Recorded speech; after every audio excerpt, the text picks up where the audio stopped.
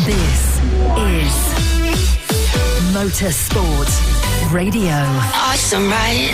The Superbike Show on Motorsport Radio. Hello and welcome. This is the Superbike Show. It's Motorsport Radio and my name is Lester. We're back once again talking about everything superbikes, really, from World Superbikes at Donington Park, everything that went on in the main races, plus the support races as well, some fallouts and some early retirements. Lots of gossip to get through, including some big news that broke over the... When was it? Monday, I think it was. Anyway, BSB and Tito Rabat back in BSB was announced, and it's universally unpopular by the fans anyway. We'll talk about that. Don't laugh, Lewis. We welcome old Tito back to BSB anyway. That's the official line we're going with.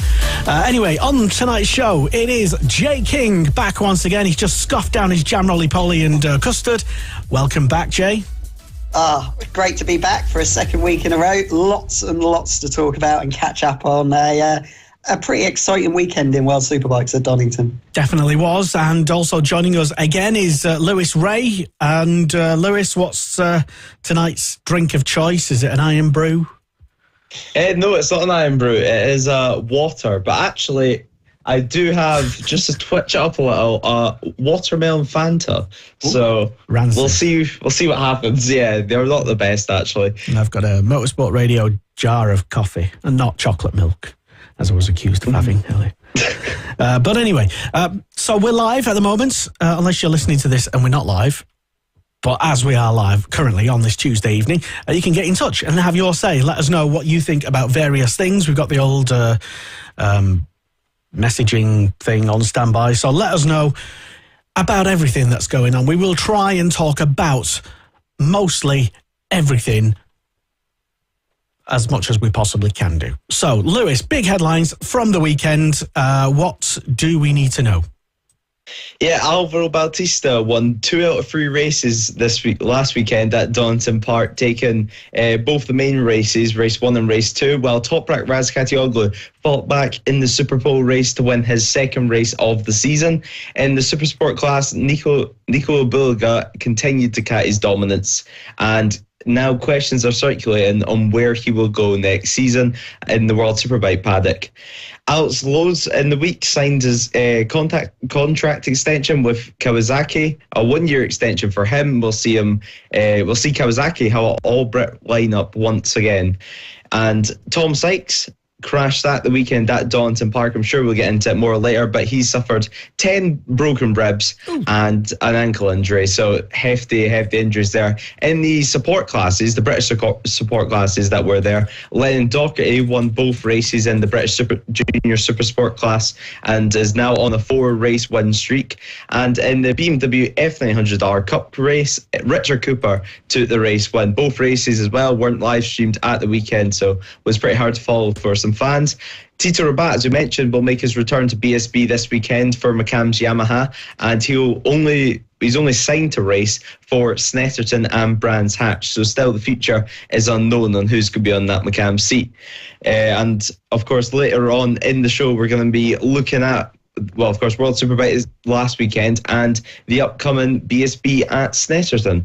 Yeah, definitely lots to get through, all the latest news and gossip, and we'll try and keep it as positive as possible, even though another point of discussion online over the weekend was the rather premature retirement announcement from 2 riders in the paddock, which caused a lot of shock and dismay. We may talk about that later.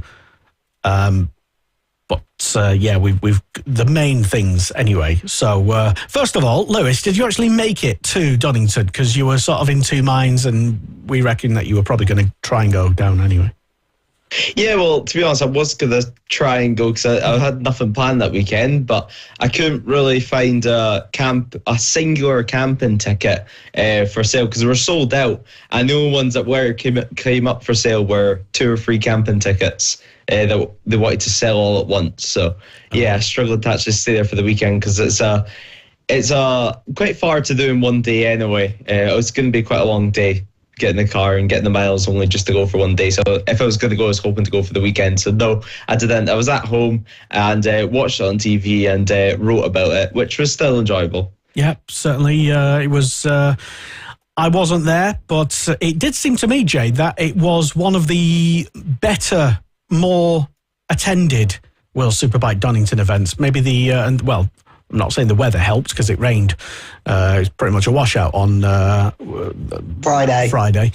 But overall, it seems like in the UK, anyway, World Superbikes is back. I won't say back to where it was in the 90s, but it's, definitely the crowds did seem to be there.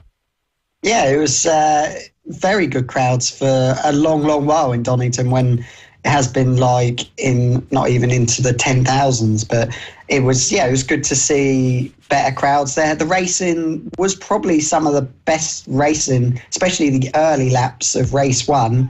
It was probably some of the best racing from World Superbikes this season so far. We all hoped that with Bautista not being pole, and he did crash in qualifying, that we thought we may have a different winner, but after about 6 or 7 laps, he managed to get to the front and he did clear away. But Top Rack, that was probably some of the best riding I've seen him doing. To keep the gap that small like he did was some really impressive riding. And the battles further back, battling for 4th and 5th and that were really good as well. Yeah, definitely. Talking just quickly about the Brits Jonathan Rea got a couple of podiums, race number 1 as well, and in the are we still calling it race 2? I still can't get the hang of Superpole race or whatever it is, sprint race. Race 2. I'm going to call it, whatever it is. I'm not calling it the Superpole race. It's just stupid. Anyway, so technically double podium for Rea. How did Brad Rea get on? In the first race, it's probably not worth talking about it on the Saturday race anyway, because unfortunately he got caught up in a racing incident with Garrett Gerloff, and unfortunately didn't even make it past the first corner. So, probably not too much to say in the first race. I think in the Superpole race he came 12th, and I think in the third race he came 13th, which doesn't look much more impressive than the results he had been getting previously. But if you look at the times from first place to where he finished, it was the closest he had finished to the leader by a significant. It was a lot smaller than it had been in previous races. So they've got to look at it in that sense. And he had a really good battle in the last race with Remy Gardner. And if you think about it, Remy Gardner was only in MotoGP last year, and he was only Moto2 champion 2 seasons ago. So I think you've got to take that as a plus for Brad. That it's extremely talented field in World Superbike. So I think he has to take that as a plus. Your thoughts on Brad Rea's up and down weekend, Lewis? Yeah, I think it was a pretty solid weekend for Brad, because we didn't see Brad himself make too many mistakes at turn 1. In race 1, it was really no fault of his own. It was almost like Philip Ottel got pushed wide by Bassani, which then pushed Garrett Gerloff wide, which then pushed Brad Rea into the gravel. So there was nothing he could have done there. His bike actually did a 180 and stayed upside down. So it was pretty impressive parking there from him. But in race 1, it's not what he would want. But in Superpole, he bounced back, 12th position, solid ride, and of course race 2 technically, but race 3 of the weekend, he scored championship points once again. So he's just getting solid rides, fighting with the GYTR boys, of course. A full season they're doing this year, while Brad's just doing the European round. So I think a really impressive ride, and hopefully it should make even the likes of the GRT Yamaha team have a little look at him, because he's just been battling on what you would say would be slightly worse machinery or a slightly less experienced team anyway, battling with their boys that, as Jay said, have been in MotoGP just a couple of seasons ago. So really impressive there from Brad, and hopefully he's happy about it this weekend. But one thing anyway was on the first lap anyway, whenever he got taken out, I struggled to actually notice it was him because he had a special helmet this weekend, a golf helmet this weekend. So his helmet looked a bit like a golf ball. So yeah, I was expecting to look for the bright pink to be able to spot Brad at the gravel trap, but no, it was the bright white helmet. So. I'll try and have a look for that design because I saw it on Facebook earlier. Scrolling, I liked it a lot. I thought it looked really good. It had a weird design. I didn't click in my breath because I was just scrolling through, and I looked and I'm thinking, okay, there's a helmet, but I didn't. I'll try and find it for you anyway, just so we can see. Another Brit who had a bit of an up and mixed weekend, let's say, but he actually did, I think, on balance, a very decent job, was Scott Redding. Now, in race number 1, he finished, I think, 8th, which is... he got Sykes on the last corner, I believe. Yeah, and in the race 2, the Super Bowl race, he finished 9th as well, just in between Bassani and Ertel. And in race number 2, the official race 2, he finished just 1.2 seconds behind 3rd place. He finished 4th as he was chasing down Petrucci, and he just kept Jonathan Ray behind him to finish 4th place. It's almost like he's riding for his future. Yeah, it was a real... like I said, all 3 races... at the start of the races it was very slow to get into the race, but it did come very good at the end in all 3 races, but got slightly a bit of a better start in the final race, and that set him up to be able to get through. And some of his moves going into the Melbourne Loop were really impressive. How he was outbraking people like Jonathan Ray, Agata, and some of the other lads. I'm trying to think of the other guys who were in that group.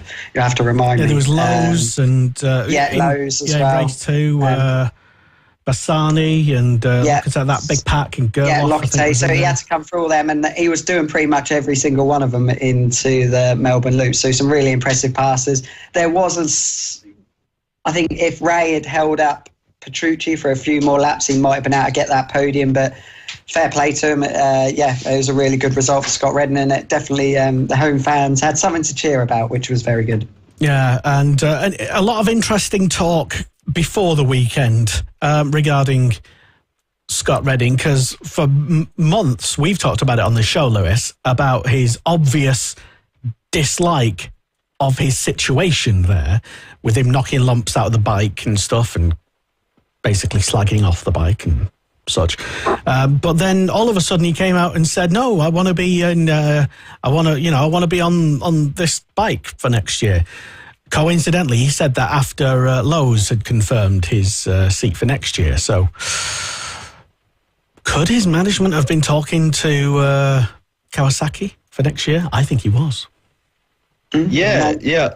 A lot of talk going on right now with Scott Redding's future anyway, to say the least. And now exiting the weekend, there's probably even more talk about the whole situation, where he's going to go next year. Because as we've seen him race, the official race too, that he has so much pace still. There's a lot in him, and a 4th place on that bike is so impressive. And not only it gave the Brits something to cheer about, it gave BMW something to cheer about, which is not often you say that this season. But yeah, it's going to be interesting times ahead anyway. We know that Scott Redding's contract with BMW runs out just a couple of weeks' time, where he actually has to get pen on paper anyway. And I think it's around the 16th of July he has to get pen on paper for that BMW seat. So I think we'll find out before Imola for the next round. I've heard, I don't know, this might be absolutely wrong, and if it is, then whatever, I don't care.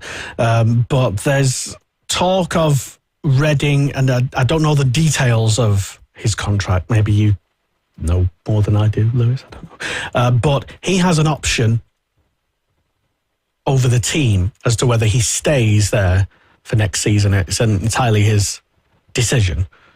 So, based on what he's been saying, one would think that he doesn't want to stay there. But he clarified everything and said, no, I didn't.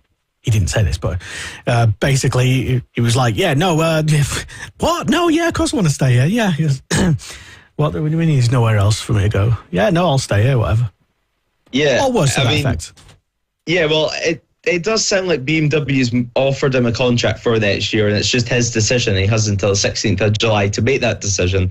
But we've also seen, as well, as teammate Michael van der Mark, which hasn't raced too many laps this year due to injuries, but he's came out and said that he's confident for his future within BMW, and he's not worried. Yeah. So that's an interesting comment to make anyway. And by the end of the weekend, there were rumours circulating around the paddock that Scott Redding could potentially be on a Ducati next year with the Mark VDS team. So I don't really know what's going to happen at the moment, to be honest. It sounds, Jay and I were discussing just before we came on air, and we kind of came to the conclusion that it's going to be such that Scott Redding could almost have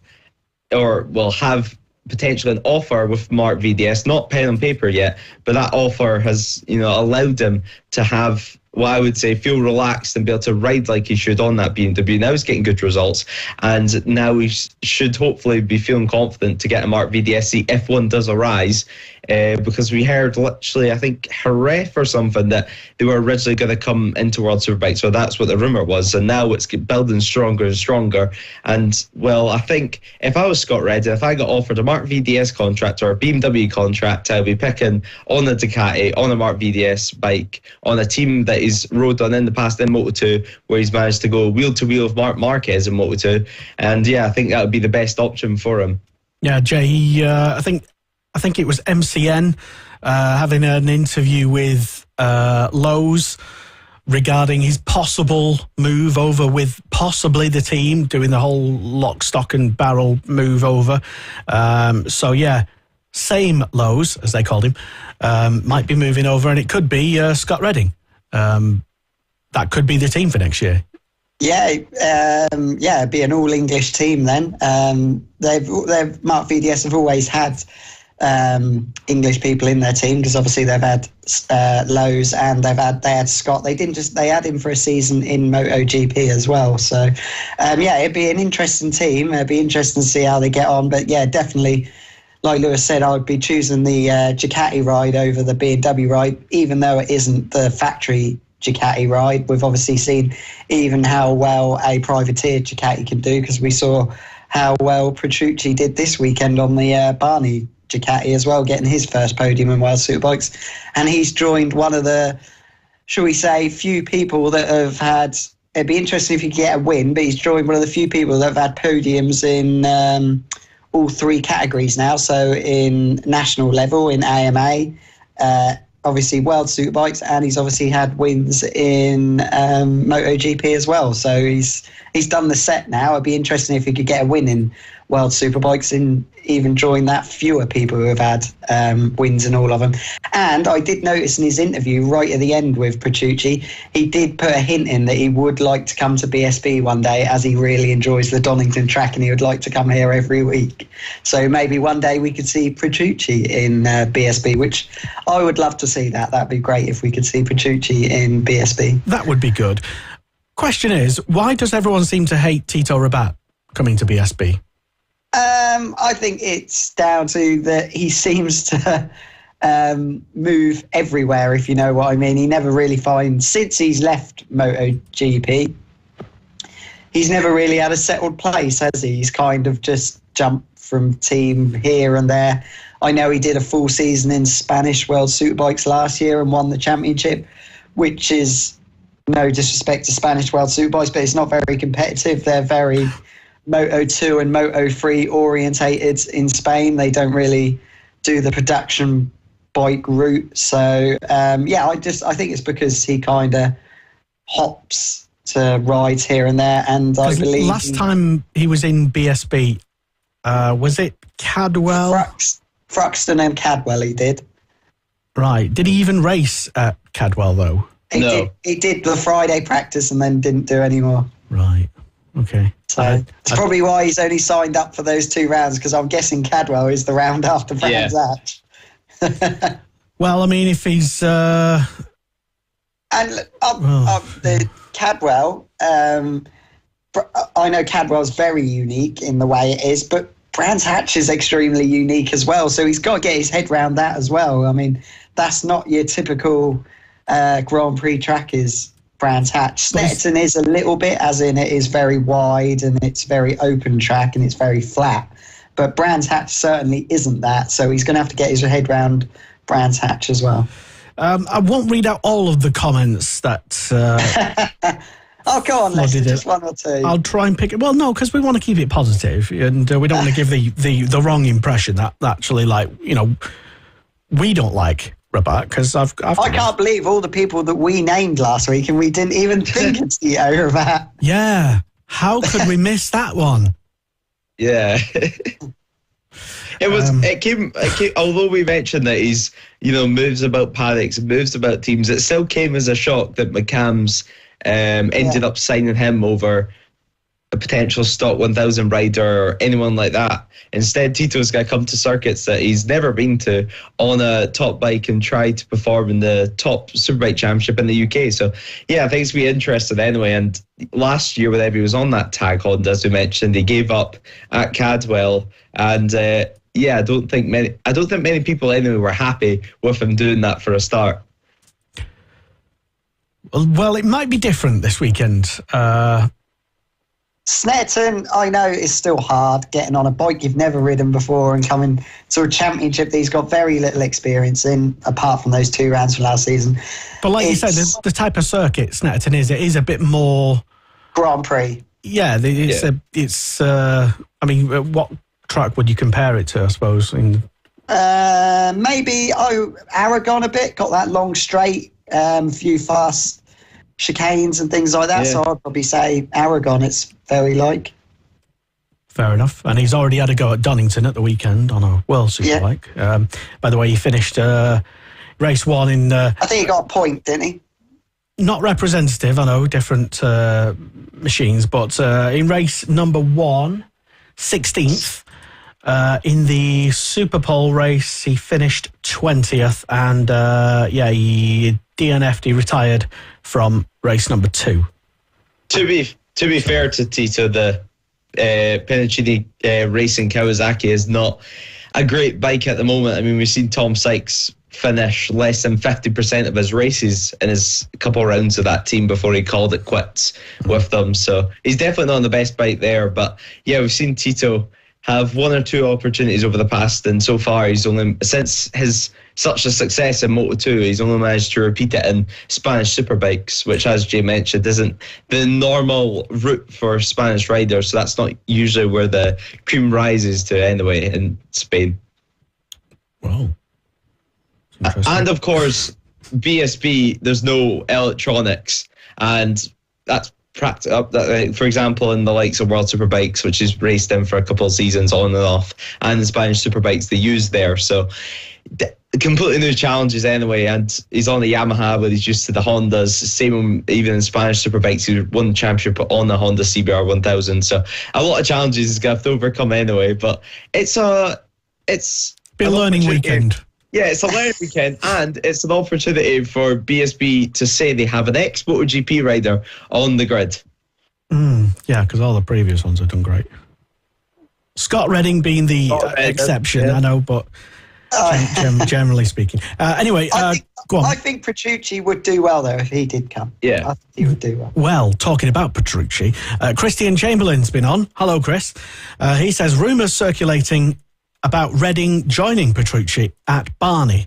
Now, I don't know if he's just made that rumour up or there are actually rumours. I've not heard that one, but...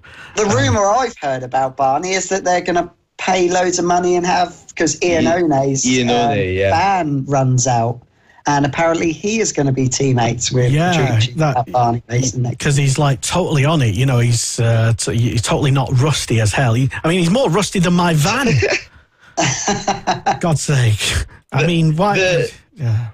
The consensus is anyway that Barney wants to run 2 bikes next year, and now rumours are flying over who's going to get this right, because it's clear that I don't think they're going to want to kick Petrucci out after he got them a podium at the weekend anyway. He's riding great on that bike, and it's probably the best the team's performed in years. So, yeah, I don't think they're going to kick Petrucci out at all, and now, I did hear the Ian O'Day rumour anyway. Who doesn't want Ian O'Day back? Everyone wants Ian O'Day back. It would be a comeback story to say the least anyway, but I I don't know. After all this time, I struggled to believe that Iannone is going to get a pretty competitive World Superbike ride in.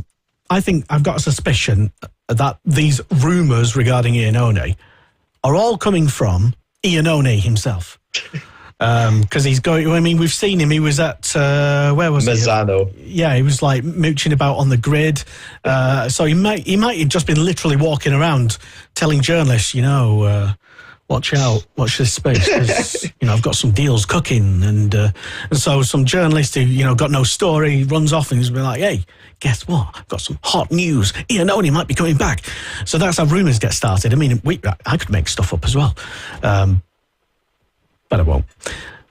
But let's see. Anyway, I mean, why would effectively he come out of almost like racing prison straight into that ride? Doesn't make any sense when he's like, I mean, why not just go with someone who's decent? He might have a decent amount of cash anyway that he could give. Oh, if he's got money, then yeah. If he has money, he could potentially fund that second seat at Barney or help them fund it anyway, to say the least. Yeah, I mean, where's he getting the money from? He does have a perfume line. Oh, yeah. At one point. He had a short-term modelling career as well. I think he did like the Italian version of Dancing on Ice or something as well. I did remember seeing that as well. So he might have earned a bit of money out of that as well. Slipping about everywhere. And he's been doing some karting as well. So he's raking it all in. Yeah. He's ready to race the World Superbikes after that karting trip. Yeah, he's only, to be honest with you, he's just been on a long holiday, really, hasn't he? Yeah, that's what people who have been banned for a significant amount of time. Was it 4-year ban? Is it? Yeah. 4 year. 4. No, I haven't been banned. Just on holiday. Yeah, just weighing up options, really. Not banned because of. He denies it. He says it was an energy drink. Yeah, it was. Yeah, something he had. It was. Anyway, moving away from that. What we were talking about now. Yeah, World Superbikes. Right. Yeah. I forgot where I was now on my thing. I was looking at comments flooding. Comments for Tito. Yeah. Yeah. So, yeah, if we don't have anything good to say, let's just move on. I think it's probably best, I think, because, Carl, let's have some predictions. Do you think in these 2 rounds he's on the bike, he'll score a point? Possibly. Everyone else might fall off. Maybe. Okay. Well, we'll have 2. So we've got 2 old MotoGP riders on the grid in BSB now, because we've got Hector Barbera as well. He hasn't scored a point yet, I don't think. So maybe Tito Rabat can join it, can't he? I don't think Hector Barbera scored a point yet. I'll have a look in a minute. But the tag team do like an old MotoGP rider, don't they? Maybe Iannone will be riding for them next season. So yeah, a couple of the I'll have to have a look. I know Facebook's pissing about, so a couple of the comments, but yeah, generally speaking, what do you think about Rabat joining BSB again, and how long do you think he'll stick around, and will anything change your mind to make you like him, and why do you not like him? If he wins. Yeah, if he wins, it'll be... it's obviously because of the bike. Oh. Yeah, everyone's going to love him then. And Hector Barbera has got 7 points. Oh, wow. So underestimating the lad. Yeah, doing him down, Jay. That's disrespectful, man. That's outrageous. One thing we haven't spoken about this whole Tito Rabat situation is the fact that he's signed for these 2 rounds, and then there's been no word on what's going to happen after that. So McCams could be out a rider after these next 2 rounds. So is potentially Tito Rabat just a rider to put in place until they try to find someone anyway? Maybe they're hoping someone gets the sack or needs a ride after those 2 rounds. Well, hopefully, you never know. We've got 2 riders on this show here. Not me. Okay. Well, me or Lewis to ride for me? I'll have to update my race license here. I haven't done it in a while. Okay, well, Yeah, never mind. That was a stupid idea. I think I'm busy the Cadwell weekend. I think I'm racing at B&B. B&B, yeah, probably B&B. Yeah, B&B. You've turning down BSB rides to go to B&B. You heard it here first. Yeah, sorry guys, I'm washing my hair. So anyway, I'm just having I found the comments now. Can't say that. I'm sure there's some without naughty words. Gary Edwards on the BSB and fans Facebook support classes Facebook thing group on Facebook. Check it out. Gary Edwards said to your article, Lewis, didn't set the series alight last time he was here. Shame the UK has no talent to put forward. I think we have got the talent. It's just trying to get someone out of a contract to do it. Yeah. I mean, Liam Haslam was approached. Everyone I said. So, Carol Armstrong has said, "What a waste! It needs a young up-and-coming rider, not a has-been." Angry face. Sorry, but that's my opinion. Carol. She said sorry. And someone blaming Stuart Higgs. I can't read that one. Andy Humphreys says, well, this is disappointing. Andy Beach says, get Storm Stacey on it. Quite a consensus of opinion. But obviously he's busy. I think we both said that last week. But if it was the end of the season, then it's fine. We could throw everyone's name into that. But here we go. I've got a positive one. Mike Simpson. Good on you, Mike. He says, got to give him credit. He's hanging in there. All right. Backhanded compliment, but they're all the positive comments that we had. I mean, we did also mention last week that Lester, you mentioned that potentially Richard Cooper wouldn't be a bad option. Yeah. And did I? You know. Oh yes, yeah. I did. I can take credit for it if you'd like, but I mean, he must have been tied up with the BMW Cup. I mean, you can race multiple classes at BSB, so I don't know why you wouldn't accept if he has been offered. We don't even know if he has been offered, but maybe I would rather see Richard Cooper anyway on the bike, see him get a shot on the. Depends on what the offer was. I mean, maybe we could get him back on and ask. If it was a freebie ride, he might have snapped it up. If he was asked to bring a budget. Maybe he doesn't have the budget for the next 2 rounds at least. Maybe. Do we have any idea the reason why? Is it Tim Neve or is it the other one? I always get my Tim. Yeah. Is there any reason why he left? Was it not getting on with the team, or was it personal reasons? Personal reasons. We understand. That's what I said. So he just it sounds like he wants a break from racing in general at the moment. Yeah, he did have a big accident last year, so it could be other reasons behind that as well, couldn't it? He was injured for a lot of last season. So if you're just not feeling it, when the fun stops, stop. I think as a gambling. Yeah, that going a bit further away from British Superbikes, but there were a few people from the 300s who I saw on Facebook who have kind of said the enjoyment's gone from it and they need to call it a day, really. Yeah, I don't want to delve too much into that, only because there's a lot of potential negativity and allegations of things that I don't want to be talking about on this show. But yeah, a couple of riders have called it Lissy Whitmore and Scarlett Robinson, who's already deleted her online profiles, and it's a bloody shame. It really is. I can understand where you're coming from. In any racing, it's probably even not further apart from bike racing, but you put a lot of effort, a lot of money into it, and if you're not enjoying it, it's a lot of sacrifice, not just for yourself but your family to go through. And if you're not enjoying it, best thing is to walk away from it. I can understand, obviously we don't go deep into the other things that I saw on Facebook written about, but if it is due to time and money, it's a lot of heartache, and if you can't do it, then you do have to call it a day, unfortunately. And let's not forget, there is absolutely nothing wrong with taking a break. Because you can always come back whenever you're ready. Yeah. So hopefully we do see both of those racing wherever. Maybe not at the same level, but hey, they're welcome to join us at Fab or somewhere else, maybe some other club racing further down the line. But it sounds like certainly in Liz's case that she's hoping to do some club racing, and she's also just started. I believe last month she competed in her first ever road race at Oliver's Mount, so she started trying some new racing.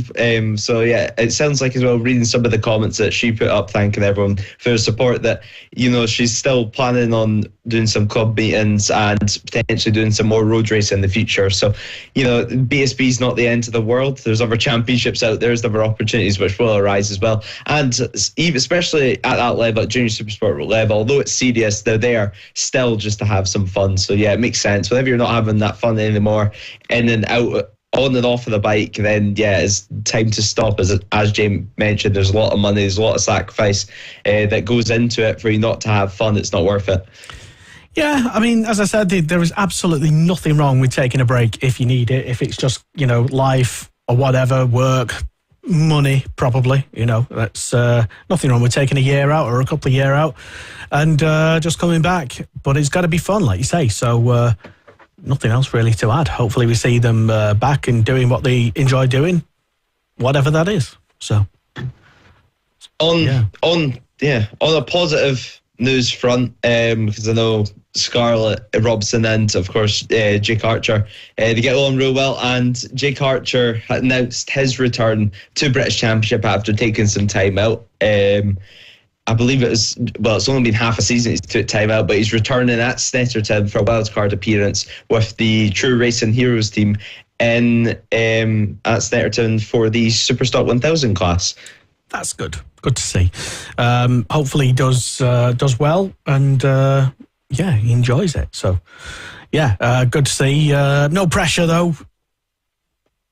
So I think that'd be his first time on 1,000 as well. So it really is no pressure at all, because I think he finished when he was doing GP2. So jumping up to 1,000 for a first time straight into a stock 1,000 is going to be going in at the deep end. But just got to go and enjoy it, haven't you? No pressure on yourself. Exactly, and it'll be interesting to see. I know we've sort of segued away from World Superbikes and now we're talking about BSB, but whatever. But yeah, since we are talking about BSB, it is Snetterton this weekend. And, what are the main headlines, the big stories that just remind me, Lewis, what are we watching out for this weekend? Yeah, so BSB now going to Snetterton with, of course, as we mentioned on the show a couple of times, one or two times anyway, that Tito Rabat is going to make his return this weekend at Snetterton. Of course, it's basically a midway point now in the season, and it looks like PBM are the team to beat at the moment. PBM and OMG Racing seem to be the two teams at the front that everyone's going to go for. Glen Irwin, of course, a very, very good round at Knockhill. Very good round at Knockhill for the whole of the PBM team. So I think everyone's going to be looking at what they can do to beat them, to be honest, because it looks like, once again, Ducati is a very, very good bike to be on, no matter what championship you look at anyway. And Snetterton, as we mentioned, pretty much the opposite circuit actually from Knockhill. It's quite a long track, it's flat, it's like a Grand Prix circuit, there's lots of runoff, unlike Knockhill, which is very undulating, 47-second lap. And yeah, I think it's going to be a good weekend at BSB. And as of course, as we mentioned just at the start of the show, there were some BSB races as well going on this weekend at the World Superbikes, with Lennon Dockert and Richard Cooper taking the race win in them two. Yeah, definitely. It's going to be good to see how everyone does, especially the locals as well. Ryan Vickers, local lad who always gets seemingly mentioned. Certainly, whenever Jack Bernicle used to be commentating, it was Ryan Vickers from Thetford. Literally every time he just couldn't never mention the fact that he was from Thetford every time he mentioned Ryan Vickers. But Ryan Vickers from Thetford, local lad, racing this weekend. Jay, how well's he going to do? Is he going to repeat more podiums or even a win? Yeah, he's last 2 rounds. I think it was at Donington, weren't it? Where his first podium was nearly a win. And then at Knockhill, he got another podium. So he's definitely coming into this weekend with a lot of confidence. He's really found a good balance with his OMG Yamaha. So yeah, he's definitely going to be up the front. And obviously we saw Brad, who won all 3 races last year on the Yamaha at Snetterton.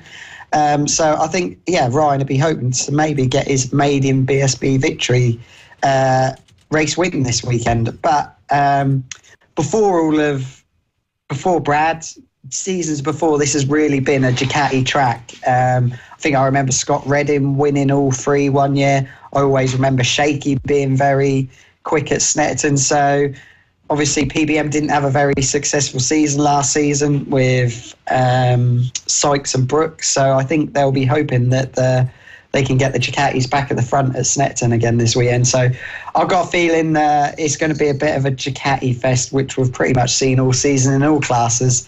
And maybe, just maybe, we might finally see Christian Iden finally back up the front. He did look like he was getting a little closer to the front at Knockhill. So, and he got his first ever win at Snetterton a couple of seasons ago as well. So, I'm maybe going to say we might see Christian Iden maybe at least back on the podium this weekend.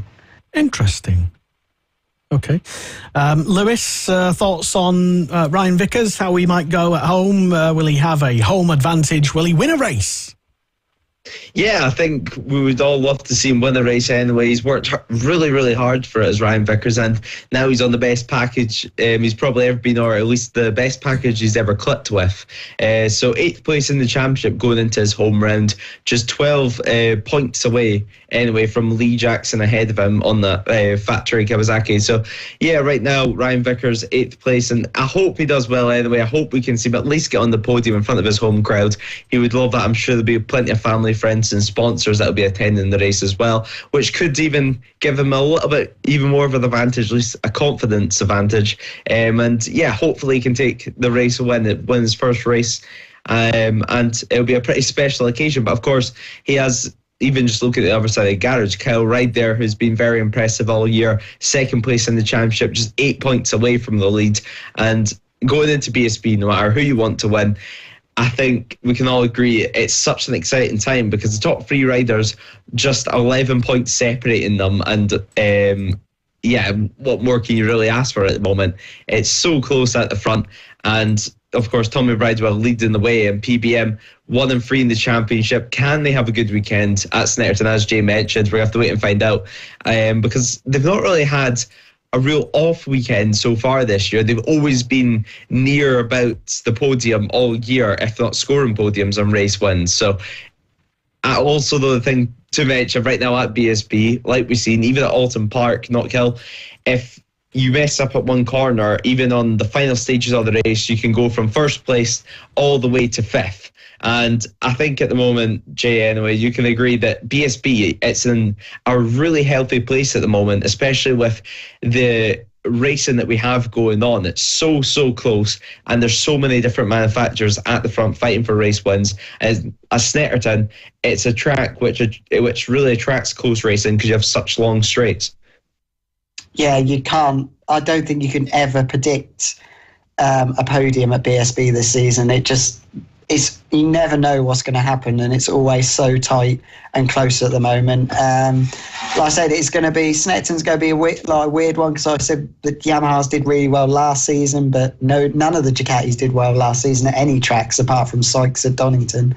So it'd be interesting to see if the PBM boys can go back to the top at Snetterton, because I said before Brad last season, it was definitely a Ducati track. So it's going to be a really interesting round.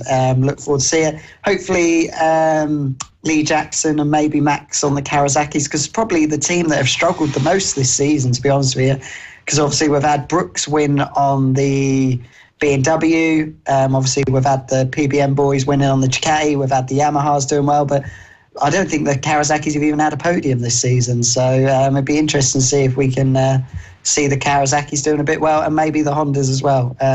Andy Irwin, I think he's injured at the moment. I'm not sure if he's back for Snetterton yet or not. Anyone know? I've not heard anything just yet anyway about Andrew Irwin. I did see follow up on that.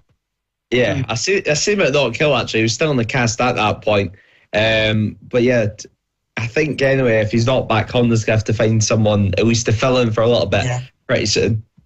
Yeah, so it'd be nice to see maybe Lee Jackson a bit further up the front, because the Kawasaki looks like it has been struggling a bit this season. I know they did try, I think it was a new swinging arm at Not Kill, didn't they? So obviously that's a big change to the bike. So, but yeah, I think it's going to be, if the Ducati boys are going to be where they've been for the season up till this point, I think it could be a bit of a Ducati fest at Snetterton next weekend. As long as it's a good race, though. Yeah. I'm hoping that Christian Idden, because I think he's working really hard to get comfortable on the Oxford Products Ducati. So I'm hoping we see Christian at least on the podium this weekend. I'm a big fan of Christian. He works very hard for his racing and that. So yeah, he is a nice guy though, to be fair. He is, yeah. Christian's top bloke. So I want to see Christian back on the podium this weekend. It'd be nice. He's 7 points behind Ryan Vickers in the championship at the moment, is Idden, and Vickers is 12 points behind Lee Jackson, who's in 7th, and then Jason O'Halloran in 6th, then Leon Haslam in 5th place. Josh Brooks in 4th, Glenn Irwin in 3rd, Kyle Ryde 2nd, who's 8 points just behind Tommy Bridewell, going into the 3 races at Snetterton. And let's have a look at what times just had my schedule up on the thing with the loss of schedule on the TSL. And anyway, you can tune into it, watch it. What channel's it on? Don't start. But basically, yeah, this weekend it's... no, I'm looking at Knockhill there. What am I doing? Here we go. Snetterton. By the way, Motorsport Radio will have live radio coverage of the entire weekend this Saturday morning from 9 a.m, starting off with the R&G British Talent Cup qualifying session. So that'll be good. We'll get on to talking about So I can listen to it while I'm at Ella Park. Why wouldn't you, Jay? Now I know. I can listen to it in between my races. Certainly. You and Minnie Rossi can check in and find out how all your friends in the British Talent Cup are getting on. What? Come on, Lucas Brown. And first BSB race on the Saturday is at 4:20. 4:20, yeah. Oh, blimey. Yeah. Okay. Is it? Blimey. Okay. So it surprised me there. 4:20 in the afternoon, no less. And then race 2 on the Sunday is at 1:15. And the final race at 4:30 in the afternoon on the Sunday. And weather forecast is currently... Bit of rain for Sunday, I believe, at the moment. I was going to say dry. But, well, on the forecast that I saw, which was as of like a few hours ago, but it may have changed since, I don't know. Why do you think it's going to be wet anyway? I don't know, I've just been keeping an eye for Ella on Sunday, and there's a bit of rain in the air for that, and they're not a million miles away from each other, so... Fair enough. Jay will be not at BSB at Snetterton, he'll be racing at Ella Park. So. And then Landau next weekend. We're looking forward to that, aren't we? Landau next weekend, yes. As part of Fab Racing on the road to MotoGP ladder. The final ever two-wheeled laps of Landau kart circuit before it gets knocked down. Who says it's getting knocked down? All right, whatever. Bulldozed, whatever you want to call it. The owner's probably watching, thinking, what's this about being knocked down? I don't know why they're Scottish. But... yeah, it's Scottish now, not Welsh. But anyway, there's always room. Well, I suppose we can find out next week what's going to happen and who's doing what and what the new owners are. And Jay can be put in his place. But let's hope anyway, just from a personal point of view, that Landau stays around as a kart track, because it's the first place I ever live streamed a championship in 20... no, it's not actually. I lie. First time I ever live streamed Fab Racing in 2016. And, yeah, loads of memories there. And Lewis discovered the food truck that goes there last year. So, lots of happy memories. Good. Yeah. Do a good chicken burger. Cheesy chips with sugar.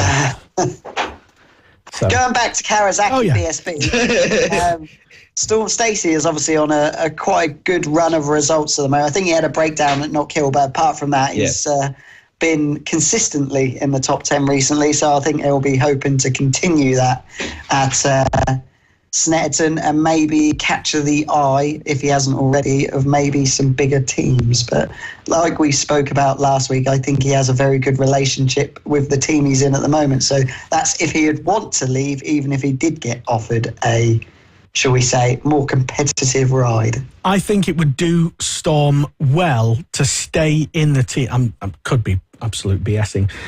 To stay in that current team that he's with at the moment, see the rest of the season out. 100%, and that would effectively tell everyone else that he's quite a loyal lad, and he is quite a loyal lad, I believe. He's 14th in the championship at the moment, right behind Tom Neve and Andrew Irwin, and Peter Hickman as well. So play his cards right. He could be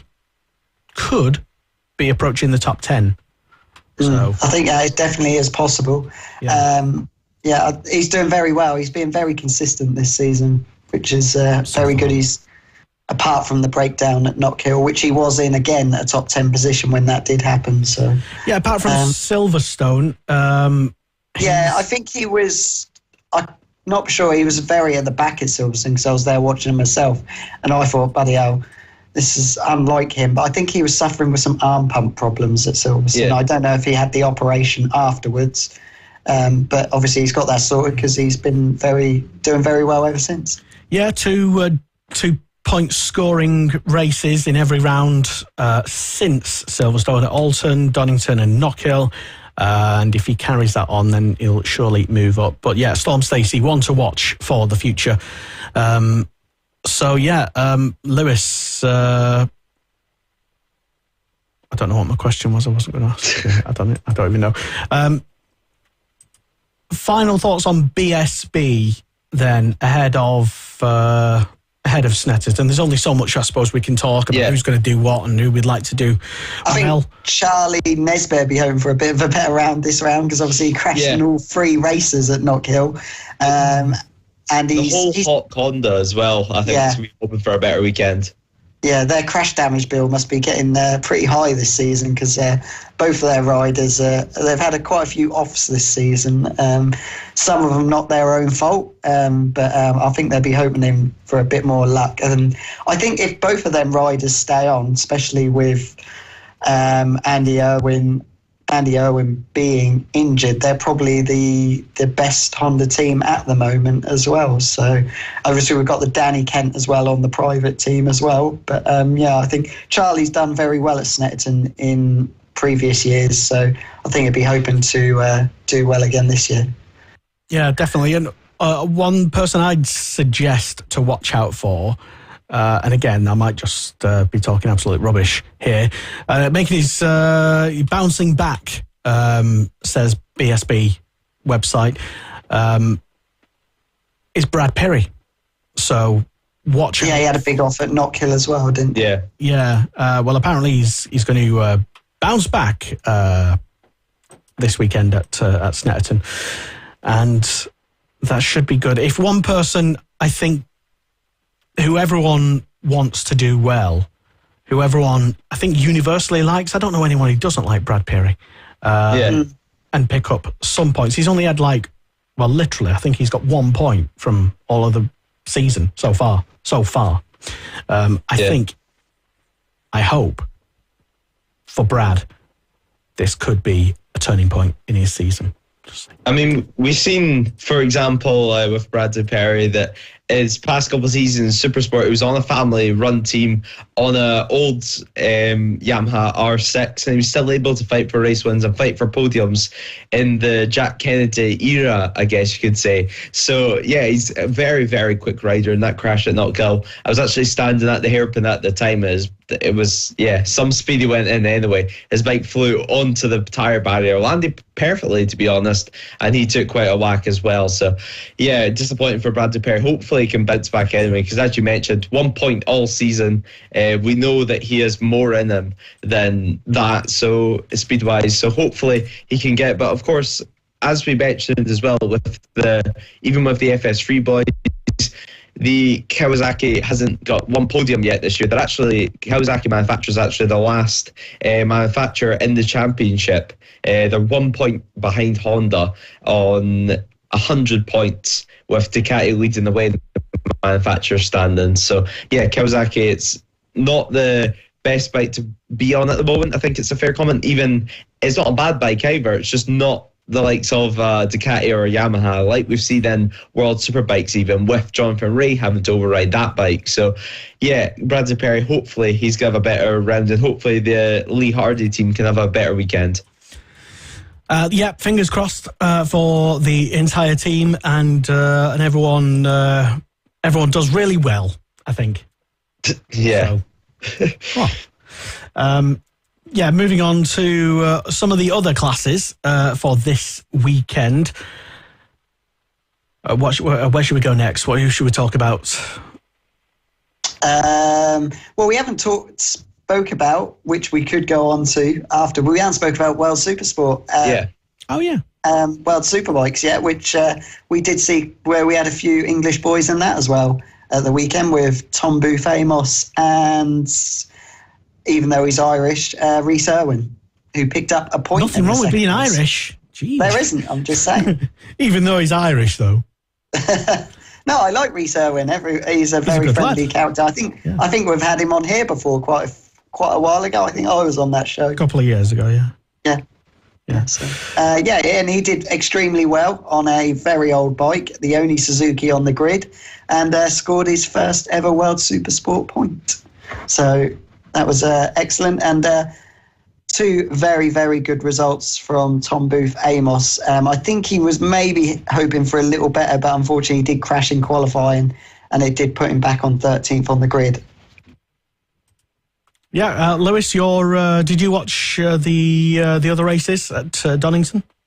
Yeah, I watched all the World Supersport across the weekend, apart from the free practices because they weren't shown on the Discovery Plus app. But yeah, it was a good weekend anyway for Nicola Bulga, who won both races across the weekend. And in qualifying, Tom Booth Amos had made it difficult for himself with having a crash, having to get the bike back to the pits and then repaired. He managed to get out for one final flying lap and exceeded track limits and cancelled his own lap time. So yeah, he started further down the order than what he would hope. Same with John McPhee. He had a crash and destroyed his bike, meaning that he couldn't continue with the session. So he was very, very far down the order. And actually, one surprise I got, which I didn't know until the qualifying session, was that Jack Kennedy was riding this weekend in the World Supersport class for the Evan Bros World Supersport team on the Yamaha R6. And it was that last minute of a deal that I believe got announced on the Thursday, literally. A press release was released that was a whole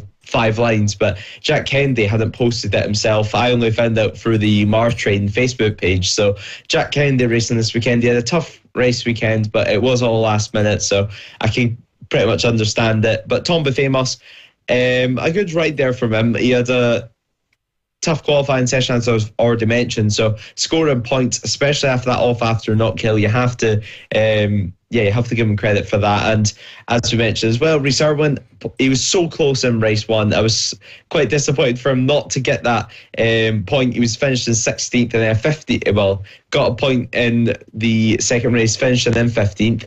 And on that 750 Suzuki, of course, it's not just a 600 like the rest of the bikes. It's the 750 Suzuki, which has been racing all year in BSB, got that podium at Not Kill, and also raced at the Daytona 200 on it earlier on in the season at Moto America. So he's had plenty of bike time this year on it, and it was actually Rhys Irwin which persuaded the Astro JJR Suzuki team to give him that wildcard chance.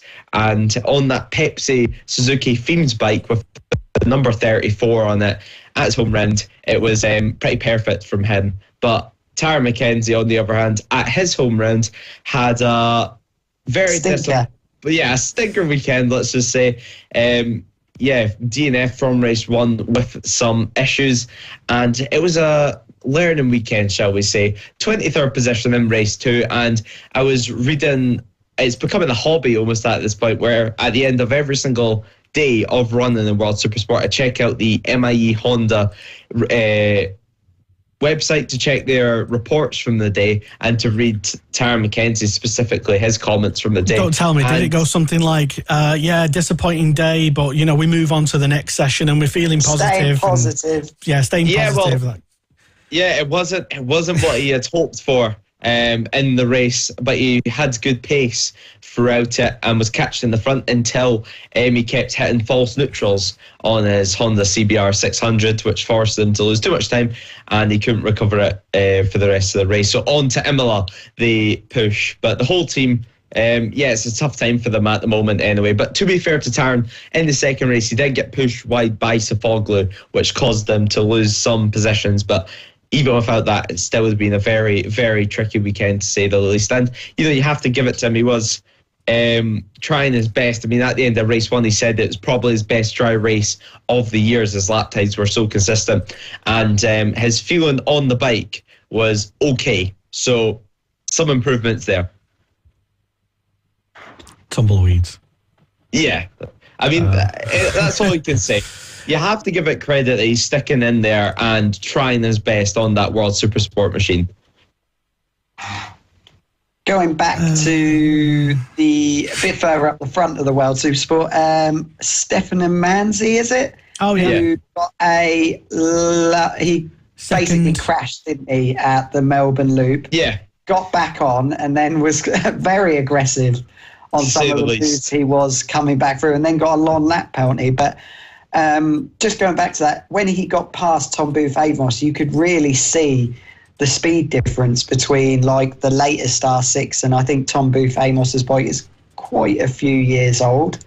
And you could really see the speed difference. And I just think it's really unfortunate that probably our best two riders on 600s this year in Tom and Taron are on bikes that, if they were on some of those bikes that are further up the field, would really be, I think, championship contenders in that championship. It's just unfortunately they haven't got the equipment to really show what they can do, especially in Taron's case. What would you say about McPhee as well? He's, of course, like Kawasaki. Would you put him as a championship contender if he was on, I would for example, a 10K? I think all of these riders that we've got in this championship, even Reese coming in this weekend, I think if they were on better machinery, they're definitely, obviously Tom's already there in the top 10, but I think definitely the other ones should all be there as well. I think it's really unfortunate that they're all having to go on all out there on not as competitive bikes, but hopefully at some point all of them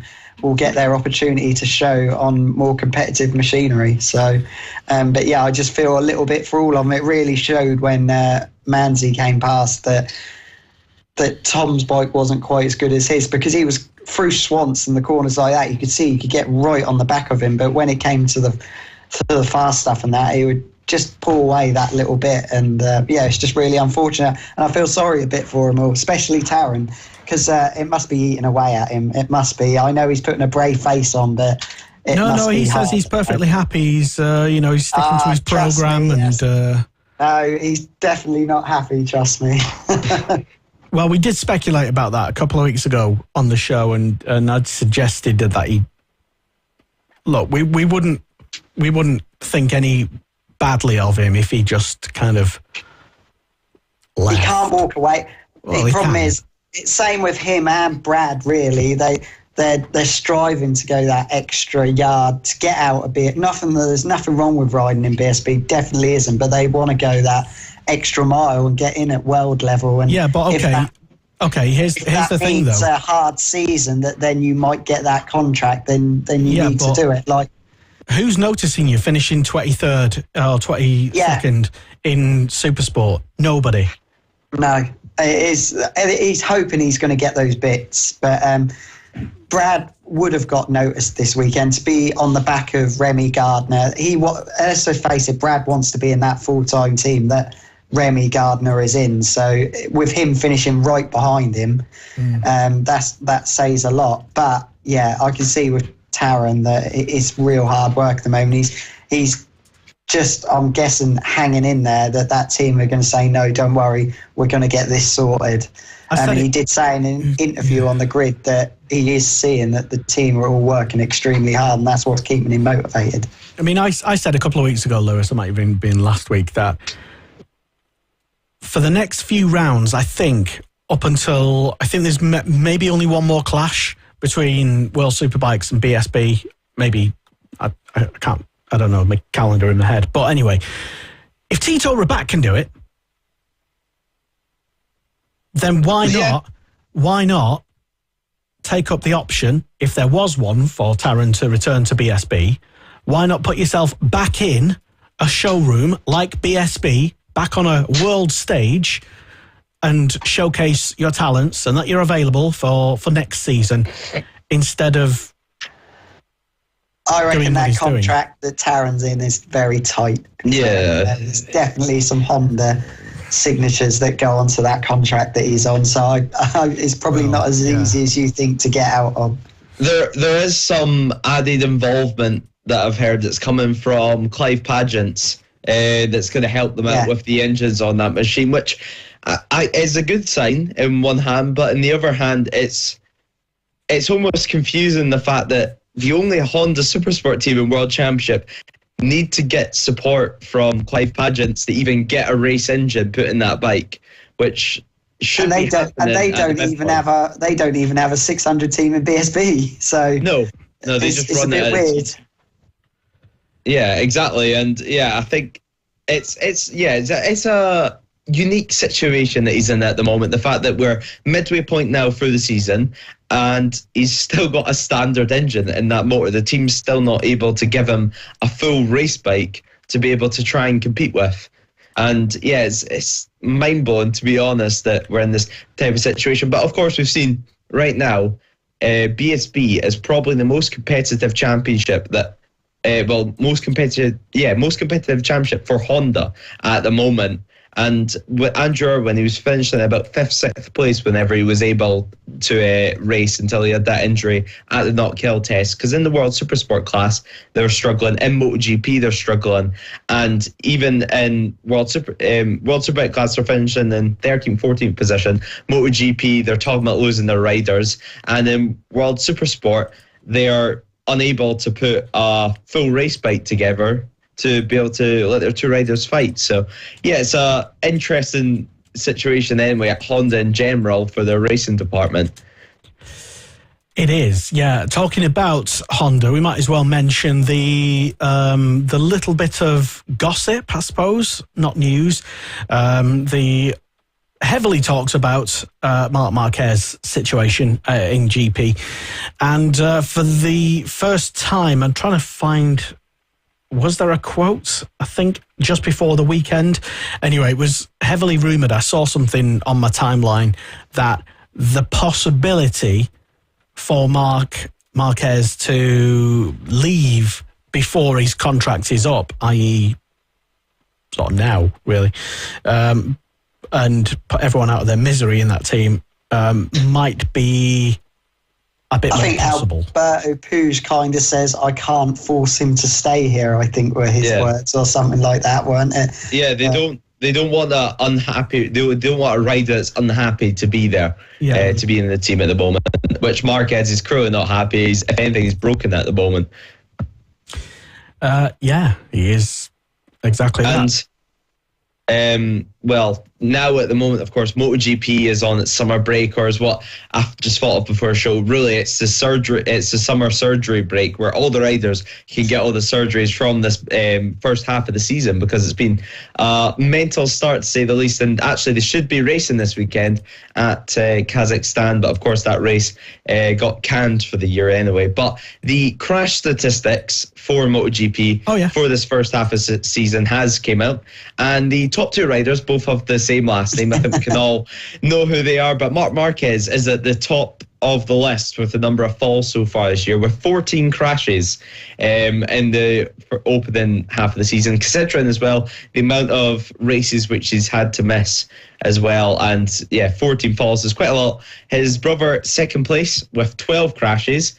Joan Mir keeping up a Honda theme near the front on 12 as well, tied with Alex Marquez. And Augusto Fernandez, the rookie, with 11 crashes. Jack Miller with 10 crashes. Alicia Spargo with 9. Miguel Oliveira with 8. Marco Bezzecchi with 7th. D'Antonio with 7. And Luke Marini and Jorge Martin. And Takaki Nakagami, only 5 crashes so far this year, tied with Rins as well. So Rins and Nakagami, only 5 crashes on that Honda. So pretty impressive. And actually, the only rider not to crash so far this year, including test riders and stand-up riders, is Danny Pedrosa. Okay, well, now you know. I did find that quote, as you said, that the team boss at Honda, Marquez, and Marquez himself says, this is a quote, "We have a contract, but every person is free to do," he said, "We have a contract. Every person is free to do what they want in life. Honda is not a company that wants to have people who are not happy being at Honda." And Mark said, "I am in a big moment and I cannot think about this." He said, he thought he was thinking about it.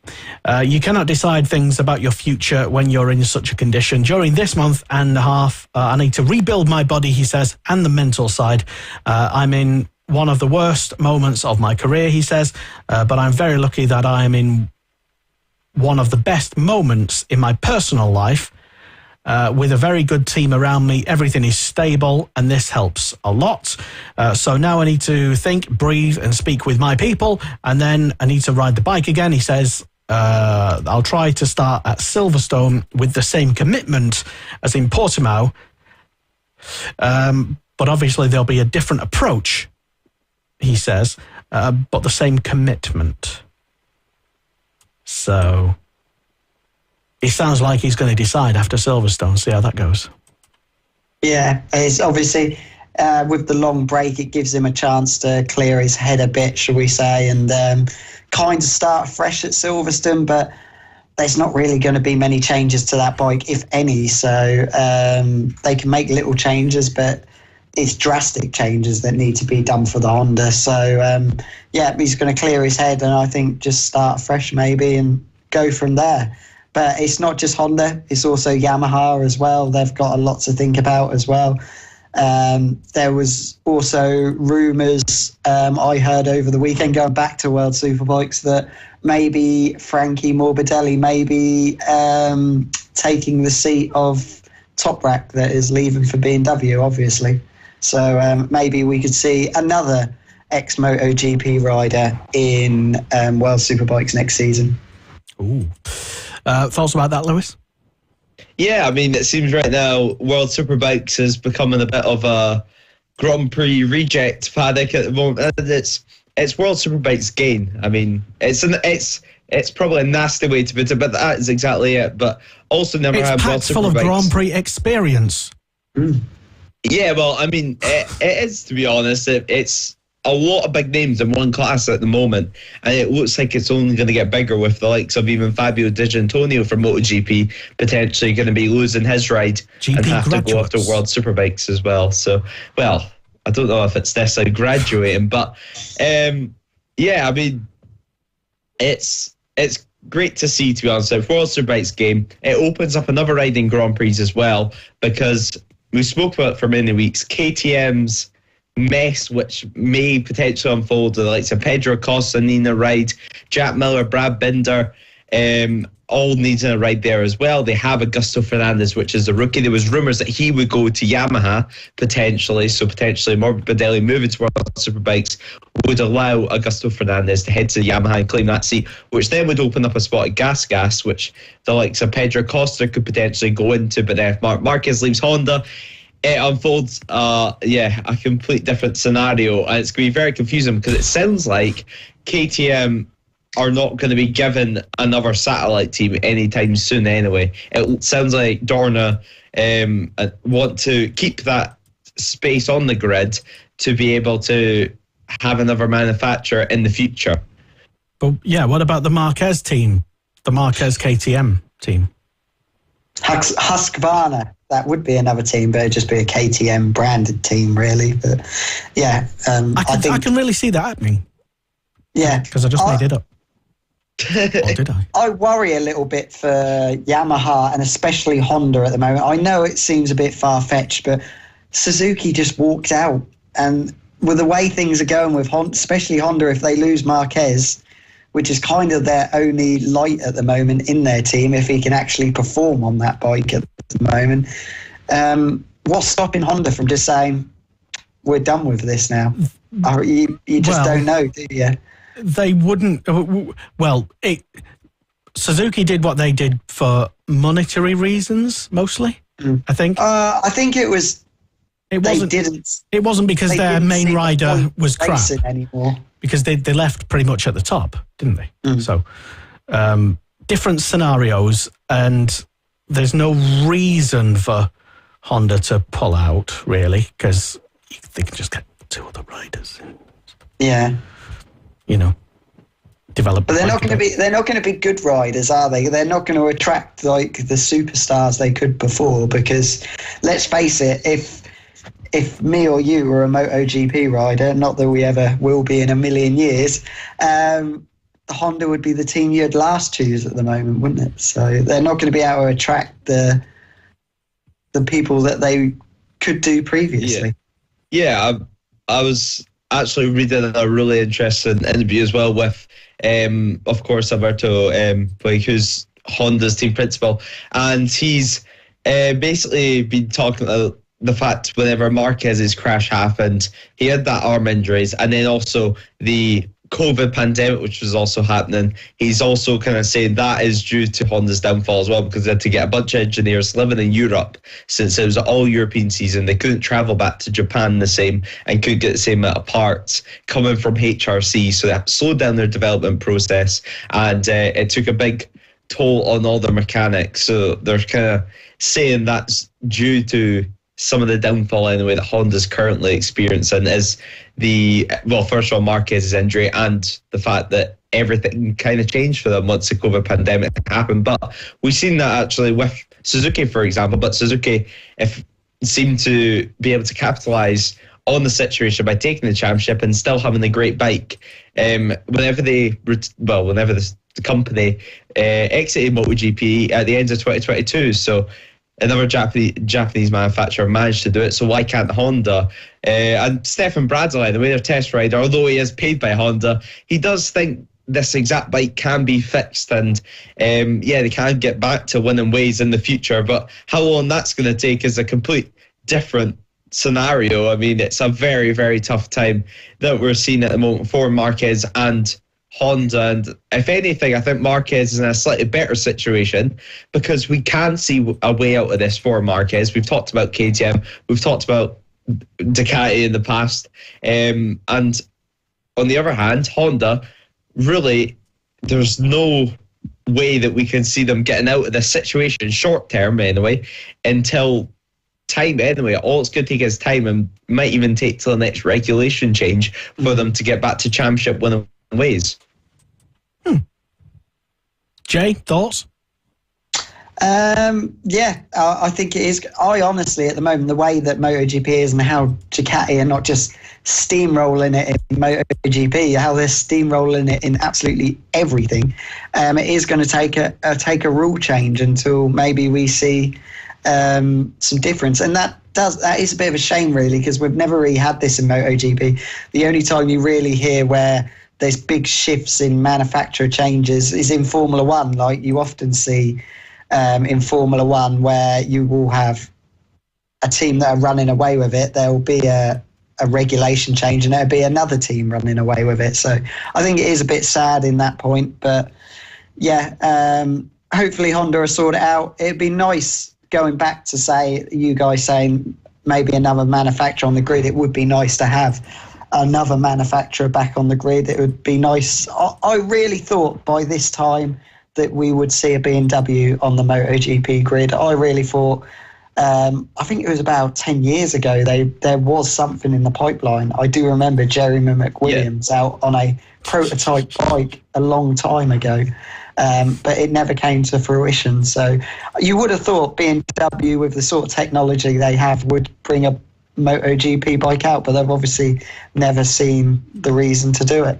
Well, the other argument, which I'm in kind of two minds of BMW, because like you, I would love to see them in MotoGP, but also if you look at, like we spoke about for the past month, really, especially with Toprak joining them, the fact that right now the World Superbike programme, although Reading had a good Donington Park round, it's not in the best state itself. And how can you put yourself and put all that money into MotoGP before you've even able to fight for race wins consistently and fight for a championship in World Superbikes?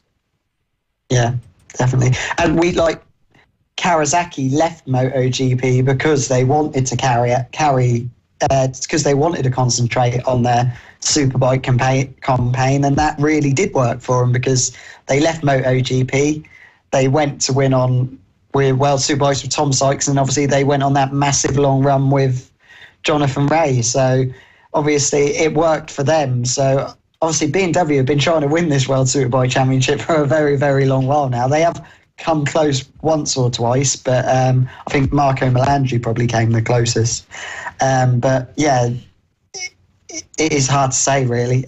They've been at this a long while now, BMW. So yeah, obviously having Toprak out in their team is definitely not going to put them any further away. He's a brilliant acquisition to the team. So maybe there is something further down the line that Toprak does maybe know that maybe they will be going to MotoGP one day, and then that wouldn't seem like such a stupid move then, would it? So yeah.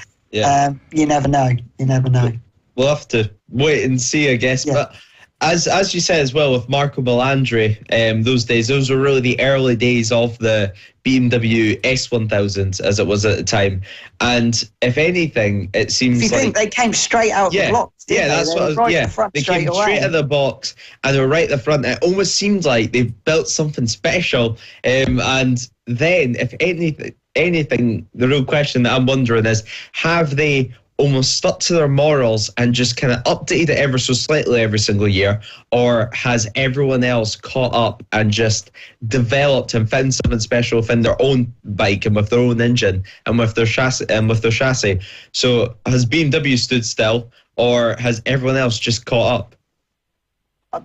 It's hard to say. I'm very lucky from where I've worked previously. I've got to ride a lot of the other bikes, so like the ZX10, the BMW, Suzuki, the Honda, and by far away out of all of them I've ridden, as a road bike, the BMW is miles better than all the rest. And obviously I know it's totally different to what speeds they're doing out on track and that, but the BMW is the easiest, it's the nicest to ride, but yet turning it into a superbike has always been a problem for BMW, and that's not just in World Superbikes. It's yet to win a BSB title, but like I said, as a road bike, it's really good because I believe it has won quite a few BSB Stock 1000 championships. So clearly, as a road bike, it is really good. But for whatever reason, everyone has always struggled to turn it into a good World Superbike. Obviously, it's had really good success on the roads because Peter Hickman has won a lot of TTs on it, but as turning it into a short track World Superbike, everyone has always really struggled. Right. Well, just while you've been talking amongst yourselves there, I've just been having a quick look at some other results, and just wrapping up with the World Supersport categories. Well, I would if I did just click on the wrong tabs. That had been another Ducati domination. Yeah. Yeah, basically, but just wanted to, you mentioned it, Lewis, briefly about some of the other Brits racing. I just wanted to mention them quite quickly. Harry Truelove, and we mentioned Mackenzie and his ongoing heartbreak, which he denies. And McPhee as well. And McPhee, interesting topic. Because we've heard nothing from him all year, and he's kind of had nothing to say, really. He's just been doing. Once again, he's not on the greatest bike out there. That's the problem, and it's definitely a class where you need to be on the better machinery, unfortunately. Yeah.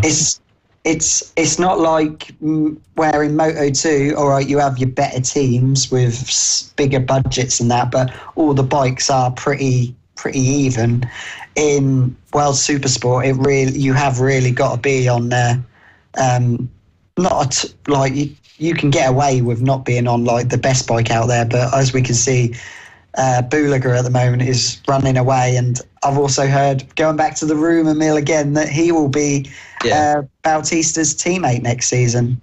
So they're going to put him as the second rider behind Bautista, or maybe they will have 3 riders and have someone else, and they might get rid of the Supersport team.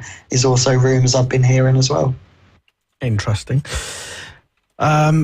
Back to John McPhee then. Yes, McPhee in race 1 at Donington at the weekend. He finished in 20th, P20. He had to start last on the grid. Behind Jack Kennedy, yeah.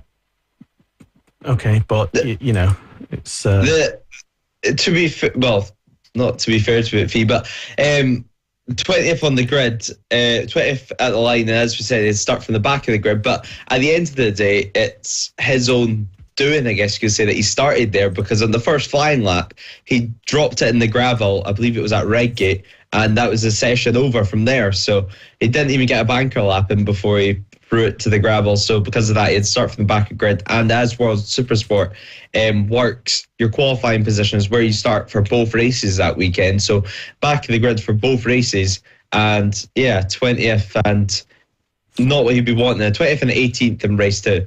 Yeah, 18th place. I was just having a look at, I think Harry Trulev had an absolute nightmare. Yeah, he crashed. Corner. Exiting Goddard's. Yeah. And he looked a bit beaten up. So there was a few crashes that final corner at the weekend. There's a couple of people as well complaining that we didn't actually see a lot of maybe the full picture from what was happening. If you were just watching on TV, for example. I'm reluctant to criticise the TV direction, but other people have, and reporting on the other people saying that, not me. I don't. But anyway, moving on. I could have done better. Yeah, Marcel Shorter also crashed at final corner. And actually, someone who did, sadly, I think, crash out of both races this weekend. And race 1, very, very spectacular fashion, was Eugene McManus, who made his wild card this weekend in the World Supersport class for the Complete Motorcycles Triumph team. He had the fireball, but before that, there was almost fireworks in the pit lane with a fight almost breaking out between Eugene after Nico Tully and Eugene got in the way of each other in free practice, I believe it was. So then after that, there was almost a coming together with what Tully said was that Eugene McManus came to his garage and tried to start a fight until the team broke it up. So not the way anyway you'd want to introduce yourself in the World Supersport paddock, but anyway, he raced on, and in race 1, he crashed at the Foggy chicane, and his bike, as soon as it hit the ground, just went up like a fireball. He tried to kick it out, which set his boot on fire as well, and he tried to put it out himself, but had to get a couple of marshals to give him a pat down anyway. Yeah, one of the most spectacular clips emerging on social media from the weekend. That was, you can't fail to have not seen that. Fair play to the team for getting that bike ready for Sunday, though. I think he DNF'd in Sunday's race as well, but fair play for them to even getting the bike on the grid on Sunday, because I can imagine it was pretty badly charred after that Saturday crash. It certainly was spectacular. So, Boulaga now leads the championship, 247 points to Manzi on 192, Caricasulo on 156, tied with Schroeter in joint third, both on 156 points as well. Highest placed Brit in Supersport in the championship, that would be, is that right? Tom Booth Amos. And he only does the European rounds. Yeah, I had to double check that. And it was like, okay, highest placed Brit. That just shows how badly it's going for Taz this season, doesn't it? I wouldn't phrase it like that. He's sticking to his programme. He's happy with how things are going. Down in 20th. I think we just, a bit like Marquez with how it's going for him this season, you kind of just have to go, we know he's got the talent. Yeah. And it's the bike. You don't want to slag anyone off, but it is just the bike. You know they can do it. I'm a great believer of all those boys in World Supersport can do it. McPhee, Tom, and Taron. We did say a couple of weeks ago, Lewis, didn't we, that yes, we know what the issues are, and we understand that he can't do anything about it other than just sit on it and ride and hope that he gets spotted by or something happens to make but from our point of view as fans, as supporters of Mackenzie, something amazing has to happen for him to end up in a better position than he currently is for next year. Because if we both saw how well both of them did at Phillip Island when it rained at the end of the day, didn't we? So we know they can do it. I mean, John got on the podium and I think Taron came 5th place. So we know they can do it. Like you said, the last thing I make it sound like BSB is like a dumping ground, but we don't want to see Taron back in British Superbikes next year, because all that effort that he's done to put himself where it is, and then he's kind of gone back to where he started. Not that like winning BSB titles. I mean, Shaky's made a brilliant career out of being the most successful BSB rider ever. But I think Taron, he would love to get to World Superbikes and get a competitive ride. But as we can see for the English at the moment, it's getting harder and harder and harder and harder. What we also mentioned as well, Lester, a couple of shows ago, was the fact that as we mentioned, we want Taron to do well, and we know his talent through watching BSB for the last how many years, and of course that year where they won the championship on the McCams Yamaha in 2020, and we know he has the talent, and we know that he has the speed on the Superbike. But for example, your Italian and Spanish teams, are they going to remember the 2020 British Superbike Championship out of all things? No. Instead, exactly, they're not. So all they're seeing right now is Taron Mackenzie finishing in 20th position on a MIE Honda.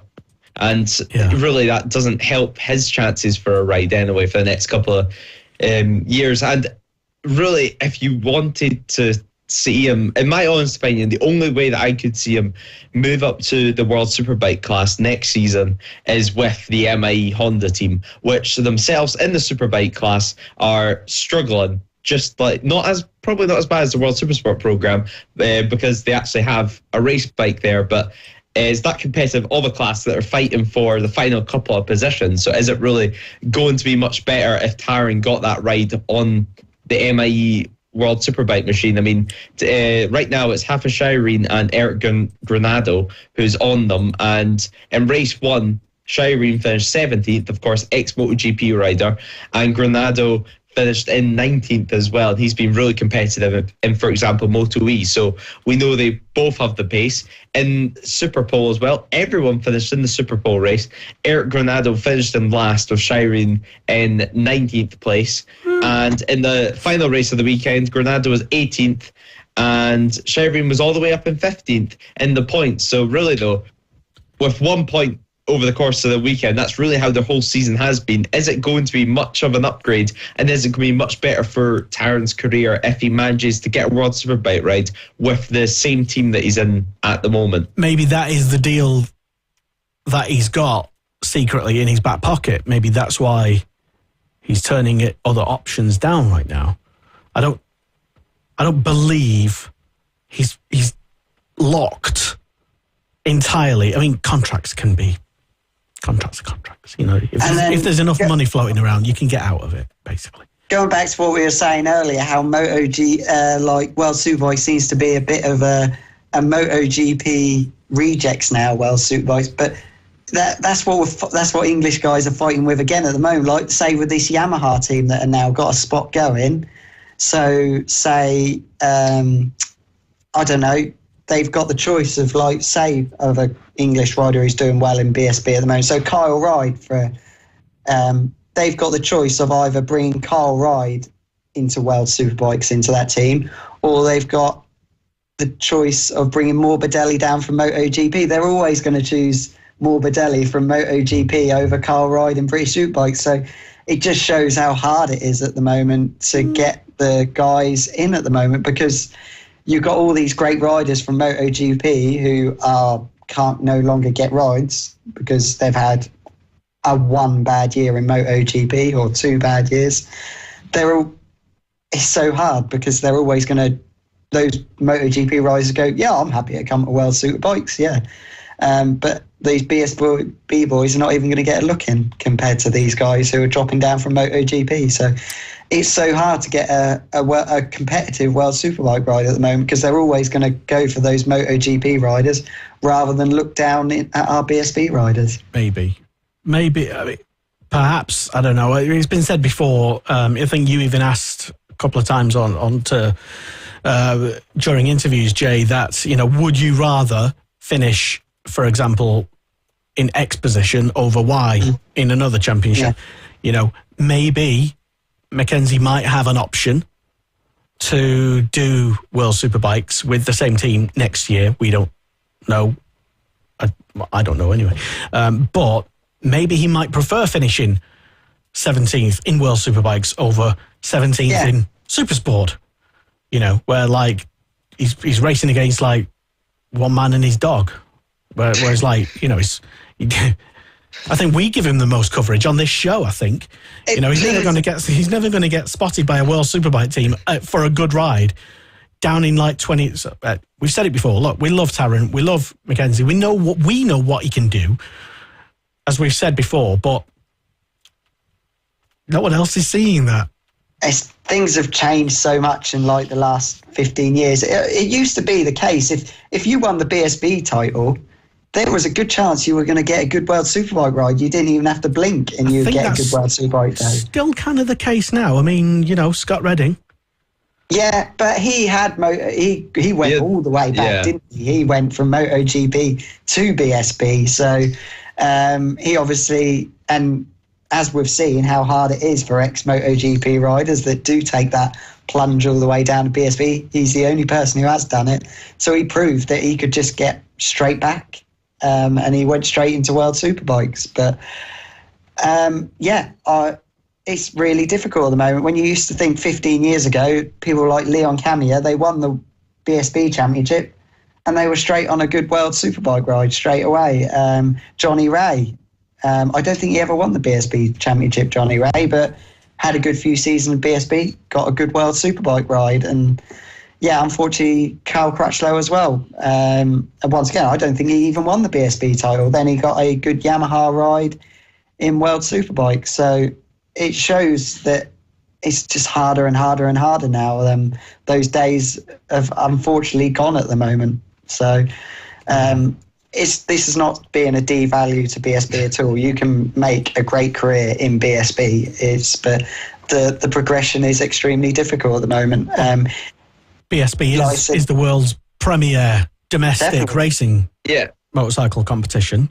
So the only person really who we have seen be able to get a good ride, and even though it's not in World Super, it is Rory, who's managed to get himself a good ride in Moto2, and we hope after that he's going a bit of a difficult period at the moment.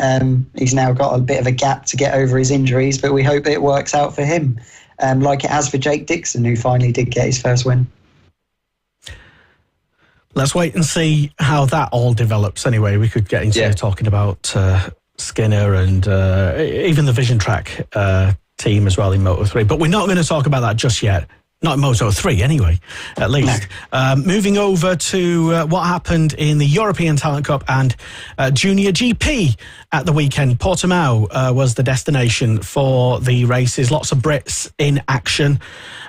Starting off with the ETC race, and big news just announced before the weekend anyway, that there was a change of team by Casey O'Gorman, Lewis. Yeah, there was a change of team for Casey O'Gorman. He would change obviously riding pretty much all this season with the Vision Track team. It had some great pace with them as well. It's been fighting for some podiums, but actually this year what's been affecting Casey has been some bad luck that's went his way, if anything. We've seen him get taken out, for example, at Valencia, but now he's changed over to the Super Hugo 44 team. So, yeah, a different environment for him, but straight away he was on the pace. Yeah, I think he, I don't know, I didn't see quali or anything. I don't know if they even broadcast quali. But no, I think it's only Sunday. I think he started from the back of the field for some reason. Anyway, he made his way up to finish on the podium and second place on his debut for that team. So fantastic to jump straight on that bike and make it perform well. No question whatsoever about his talents and his skills. And it all seemed to fall into place for him. And if it wasn't for the winner, Dodo Boggio, real person, he finished half of 1/10 of a second ahead. It was quite a close pack in that final. But basically, Casey could have won it if it wasn't for pesky Italians and stuff. But a podium on his first ride with the team, which was, I think, announced only on the Thursday going into the weekend, which surprised everybody. Yeah, we looked at the entry list on the show last week to find out that Harrison Desoy would be riding for the Vision Track team. And at that time, I'd even checked during the weekend, Casey O'Gorman on the official entry list was still under the Vision Track team. So that move, or that switch, must have been finalised pretty late. But Casey O'Gorman, at the end of the day, would have been starting in P3 on the grid, but he was sent to the back of the grid due to slow sectors in qualifying. So I assume the stewards must have thought that he was looking for a tow or riding too slow anyway for their liking. So he's sent to the back of the grid. And P2 just getting bet by Dojo Boggio, who's been in European Talent Cup for 3 or 4 years now, consistently, and he's been in good teams as well. So really no mean feat at the moment. So Casey O'Gorman, hopefully his season can pick up from this point. We've seen an up and down years so far through, no fault of his own, just getting collected in other people's incidents. So hopefully now this is where he gets that confidence going into the next round at Catalonia, where hopefully he can get his way up the championship, because Casey right now is all the way down in 12th place, and really that's not where he should be if you look at his race pace. If he was able just to get them race finishes throughout this year, he'd be right at the front and right the way fighting with the likes of Rico Salaman and Guido Pini. Yeah, definitely. He's got a lot to prove with consistency. I know people taking him out. He's had a lot of bad luck as well, and injuries, of course. But when I say he's got a lot to prove with consistency, that is also including something that you've got no control over: luck. So if luck can come together with his skill and consistency, then he could easily win maybe not this year, but maybe next year, the championship. And maybe with the same team that he's on now, Super Hugo 44 team. Also in this race, in ETC, there was just the one race at the weekend, wasn't there? Yeah. On the Sunday. Emmanuel Brinton in the R&G British Talent Cup, racing this weekend at Snetterton. Anyway, he was in the race, finished 14th. Casey basically breezed past on his way to that second place almost everybody. The field, 29 bikes deep. There was a couple of retirements, but 29 bikes, according to the timing anyway, started the race, and he breezed past pretty much everyone, which is, again, we know what Casey can do. Fantastic result for him. And the only question mark is why he left that team. But we probably shouldn't go into that. Obviously. He still even had their leathers on, I saw. Yeah. Which looked a bit odd. You would have thought he'd put a bit of duct tape over the sponsors or something, wouldn't you? Well, yeah. On the podium, he did have of course, the Super Hugo 44 team is in memory of Hugo Milan. So he did have a Hugo Milan flag on the podium with him covering up his levers, it looked like, anyway, once he got that second place finish. But he was switching on the Friday. Well, on the Friday and Saturday, on the Friday actually, I believe he was using his Red Bull rookie levers, and then he switched back to his Vision Track levers. But this weekend as well, he was sleeping in the back of the race team's lorry as well. So he was proper old school in it, and still able to get the results at the front. And it wasn't just Casey, of course, British-wise, that was, well, Casey being Irish, but really it wasn't just Casey that was being quick at the front as well, because we've seen, for example, as you mentioned, Emmanuel Brinton at the front as well, and Eddie O'Shea as well in the junior GP class, having a good continuation to his season as well. Yeah, just going to move on to junior GP as well. For some reason, maybe it's just me being a bit dim, but I can't see Harrison Desoy on the results list in junior GP. He's in the same race as Casey, isn't he? No, he was in junior GP, I think. No, he was in European. Oh, okay, yeah. Right. I'll be looking. Town Cup. Do they have two grids in that? Do they have an NA and a B race, don't they? No, it's all ETC is just the one race, but junior GP did have two races. But basically, I've been on the website, just done a quick name search, and I've only seen like the results. I've basically just skimmed through the 6-hour YouTube video that there is, and just seen like the results, and I've seen a couple of highlights on my feed on Twitter and Insta and stuff. But basically, yeah, where did Harrison Desoy go? Am I missing something? So Harrison, he was, he had a tough weekend, a learning weekend anyway, on that Vision Track machine, because we've seen, obviously we've seen plenty of riders make that jump from British Talent Cup to the European Talent Cup, and although they are the Honda NSR 250s, NSF 250s, that the main difference, of course, being the Bridgestone tyres, and it seems like it was taking quite a while to get his head wrapped around the Bridgestone tyres that they use in the European Talent Cup. So Harrison Desoy he was in the last chance race. The last chance race, right. Because his qualifying time wasn't quick enough to get himself into the main race, and he finished 7th in that last chance race, which I don't believe is enough to allow him to get put into the main race. Okay, I didn't look at the last chance race, to be fair. Okay, well, hopefully he had fun anyway. And this weekend, Harrison Desoy, I think, will be back on his Microlease Cresswell team bike, fighting for the lead of the championship in the R&G British Talent Cup, trying to muscle Evan Belford to one side. But yeah, it'll be an interesting one. We did think maybe, because I think Desoy was already meant to be at a couple of ETC Junior GP weekends anyway this year, but I honestly thought maybe Reece Stevenson was going to be back that weekend, but it wasn't to be.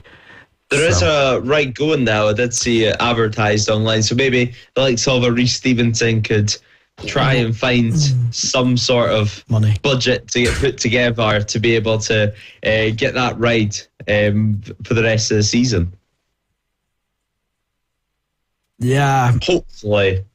It's more maybe just a pipe dream, but it would be great to see anyway another talented rider in the British Talent Cup getting that move up, even if it just was for the last remaining 3 rounds of the championship. Yeah, well, I mean, Desoy and Reece Stevenson, maybe they'll just take it in turns among themselves, just to come up with a bit of a budget to see.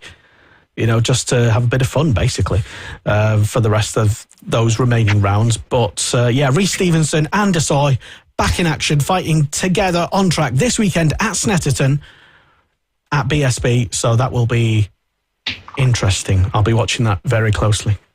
Last chance race. I never checked the last chance race, to be honest, so that's why I didn't see him. Apologies, Harrison. So talking about the actual Junior GP, couple of races. Race number 1, and this is Eddie. I think he crashed in race 1, I believe, or got taken out. Yeah. Yeah, I think 3 laps in, or from the end or something. Yeah, okay, 3 laps in. So race 1, and also Cormac Buchanan, New Zealand racer. Oh, Lewis is gone. Oh, he's back. Yeah, you go. Cormac Buchanan, former Talent Cup rider as well. He was also a DNF as well, and that's the only Brit, I think, just O'Shea, I think, in Junior GP at the moment, isn't it? Yeah. Okay. For the talent team as well, which was good to see. Yeah, race number 2, though, Eddie bounced back, which was great to see. Yes. He finished 5th place in race number 2. Fantastic results for him, having been struggling lately, coming back from an injury, I think, and he's well bounced back now, I would suggest, finishing 5th in race number 2. Onwards and upwards for Mr. Eddie O'Shea, and hopefully his first win since 2019 will be coming soon. Do the Red Bull rookies ride at Silverstone? No. Oh, that's a shame, isn't it? Moto E will be at Silverstone for the up-and-coming yay! Grand Prix.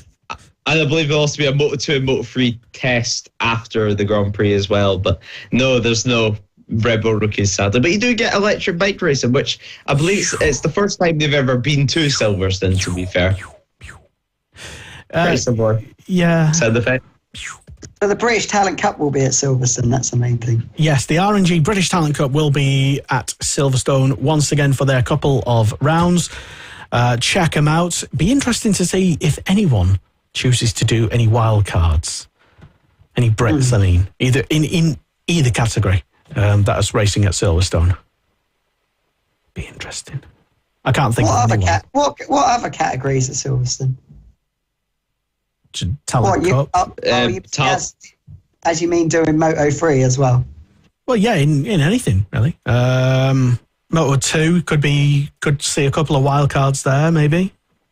Seen it in the past. Yeah, I mean, we haven't really seen too many British wildcards in Grand Prix, because remember, for example, back in, I cannot remember what season, maybe 2018, 2019, we've seen the likes of Brandon Pash, for example, do the Moto 3 wildcard at Silverstone with his team at the time in the Moto Star class, as it was at the time. But no, we haven't really seen it. And with, for example, age limits, and with the Moto Star class, then getting scrapped for the British Talent Cup, which we've seen has been very good for up-and-coming riders. There's not really that same overlap in ages now where these riders that are riding Grand Prix machinery can make a wild card. You would have to get someone from like Supersport to drop down, wouldn't you? You would have to get almost a Supersport rider to do that, yeah.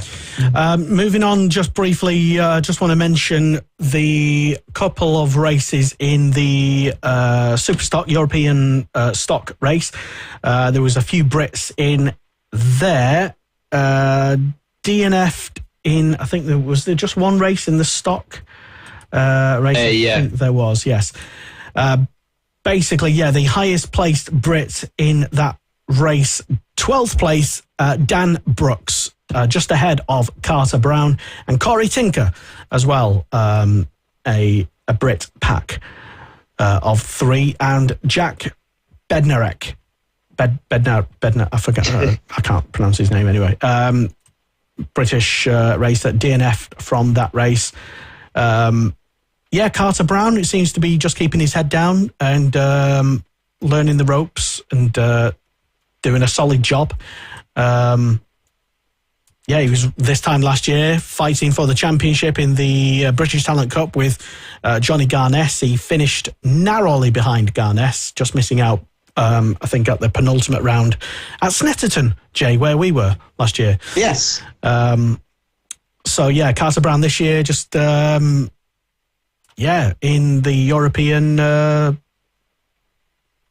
Stock 6. Yeah, stock racing, along with Daniel Brooks, who was going to be, I think he started out last year in the e-scooter, FIM scooter championship, which seems to have vanished.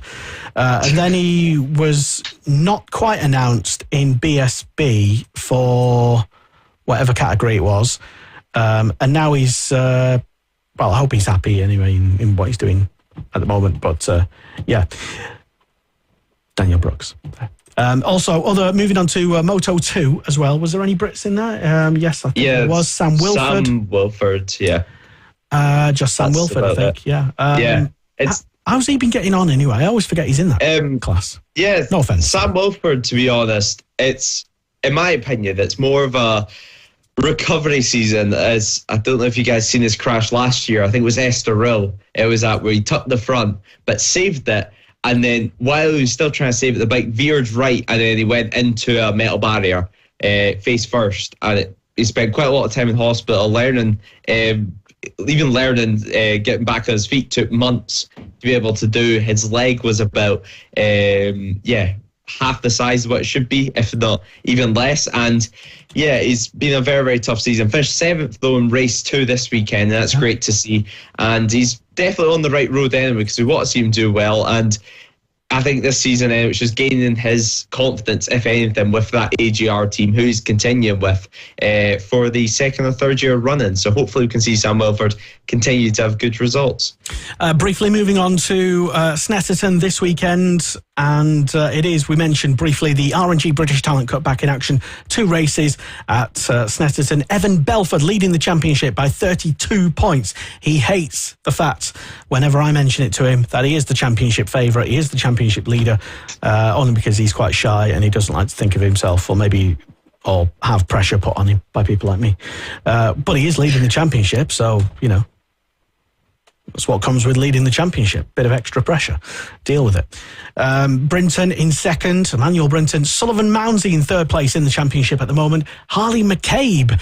Now, Harley McCabe, incredible story, because just before Silverstone, he didn't even know that he was even racing. He had basically no money. This is all what he said himself. And he basically just managed to scrimp and save, well, I'm guessing the family did, not him, and put together some sort of a ride. And he turned up at Silverstone not knowing or expecting basically anything. He was just happy to even be there. Picked up a couple of really good results. And at Donington, I think he got a podium at Donington as well, which was extremely unexpected, he said. And I think you even beat Harley McCabe in a race at Knockhill as well earlier in the season, Lewis. Yeah. Claim to fame. I mean, he probably had some sort of issues, but I am taking it and running with it. I would politely suggest he had some massive issues if you're finishing. Oh, how dare you, Lester? Well, anyway.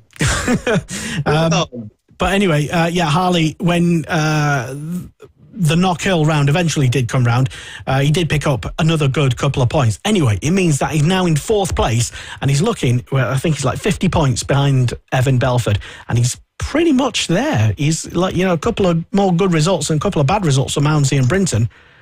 And Harley McCabe, to his own surprise, is in the championship hunt. Don't want to jinx him, though. I think it'll be a good round for him and Sully this weekend, because with Snetterton with those long straights for the smaller youngsters, I think it might be a good round. And him and Sully are definitely of the shorter people, shall we say, in the most polite way. And that will definitely help them with the slipstream going down those Snetterton straights, where Emmanuel, Brinton and Evan are a little bit taller, so it will definitely help them. It will give them the advantage. Blame Jay.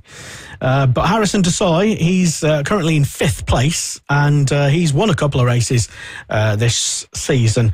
A couple of bits of bad luck. He crashed out of both races at Knockhill, I think he did. Can't remember now. It was only a few weeks ago. But anyway, should be a fantastic couple of races. Check them out. Both, if you can't watch them live on whatever channel it's on, TNT, Eurosport, or the Discovery, or whatever it's called now, then you can always listen live on Motorsport Radio to all the action this weekend live from Snetterton with the BSB radio crew of Duncan Vincent and Larry Carter as well. And it's all live. It's ideal to stream if, for example, you're working on a weekend, but you still need to keep up to date with what's going on, because it works fantastic on your phone. Motorsport.radio, check it out on your phone, and like and subscribe and all that stuff. Anyway, we're just about out of time now, guys.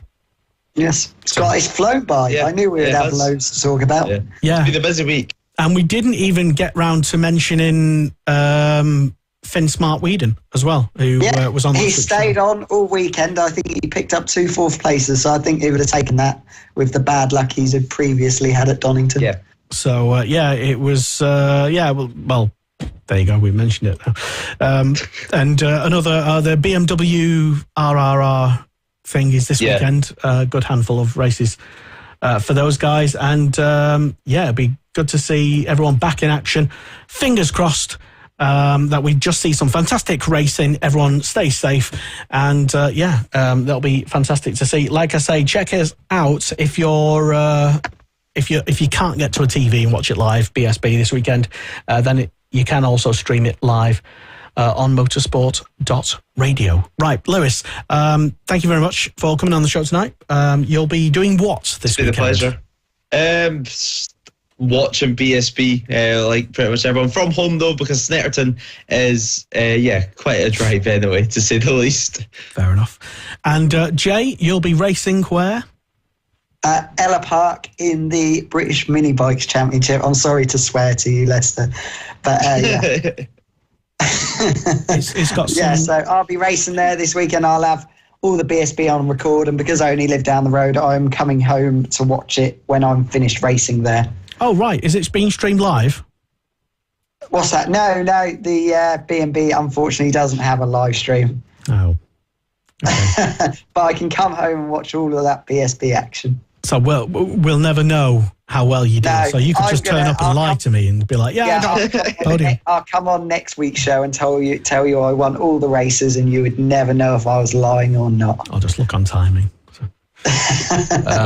But anyway, enjoy your racing this weekend, Jay. Thank you for coming on, Lewis. And thanks for checking us out. Motorsport.radio breakfast show, Monday to Friday, 6 a.m. till 9 a.m. Check it out. Kiko Giles, you probably heard him on the World Superbike review show, talking absolute gibberish. And he's here, Motorsport.radio, every weekday morning during the season, as am I, playing some absolute motorsport bangers and waffling about motorsport. And that's in the morning, 6 a.m. Right, bye. Bye-bye. This is Motorsport Radio. 1, 2. Join the conversation. Contact the show on Twitter, on Facebook, and on our website, Motorsport Radio.